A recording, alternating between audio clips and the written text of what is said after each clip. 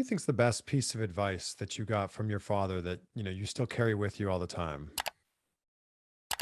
Man, that's a hard one because my father was really good with the advice, really good with the one-liners. He had so many quips like in and out of the ring. Um, Maybe like don't be a mark for yourself is one thing that you have to remember in wrestling. Like it's not all about you. It's not all about your moves that you do every night. You have to take care of the other person out there with you. You have to kind of care about the promoter and his business, how he's going to do that night, whatever he wants to do. So maybe that always just remember like keep your head on straight. I love how openly you can speak about him because it's only been 3 months as we sit here right now since his passing. What's this year been like for you? Um, Kind of up and down. Like I said, I was still kind of on my hiatus, so I was living in Southern Maryland. I had a pretty steady job, like working on a military base, so kind of a quiet life.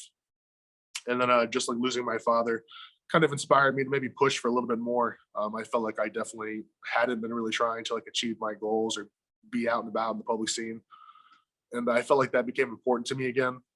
And then I don't know, it's kind of hard to put my finger on it. Yeah. Like you were saying that about 10 years ago when Dallas took him in and basically gave him new life and extended his life, it sounded like you were almost preparing for him to pass away then. Do you feel like when he did pass away this year, you were, I don't know, say prepared, but like you kind of like were ready for this to happen? Right. Um, I guess in some sense, like I said, I had kind of like mentally come to terms with my father's not going to live forever. Like he liked to be a rock star, even when he kind of came back to life and was doing good. He liked to party, he liked to drink, he liked to stay out late, and he had a lot of those crazy nights. So when you live that kind of life, you don't become 80, 90, 100. So I always knew, but it's just like, goodbyes are hard, like change is hard. So I wasn't ready for it. So I'm still kind of coming to terms with it, but I just try to believe he's in a better place. By the time I did see my father, it was pretty clear that this wasn't going to be a kick out situation. Like he was ready to go. And, I accepted it for him. I wanted him to be like in a better place and to move on and not be in pain anymore. So it's just kind of life. We're all going to lose our father at some point, unfortunately. So I'm just glad mine was a great one before it happens. Yeah.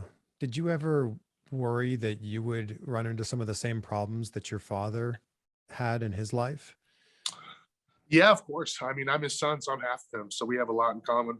Definitely as I get older, I feel like it took me time to understand myself. And as I was starting to figure myself out, I could kind of see the parallels between us, maybe why he would act a certain way, why Mm. he did certain things, why certain memories I have, they make sense to me now because we were so alike and I took so much from him. So that's just I, part of s- life.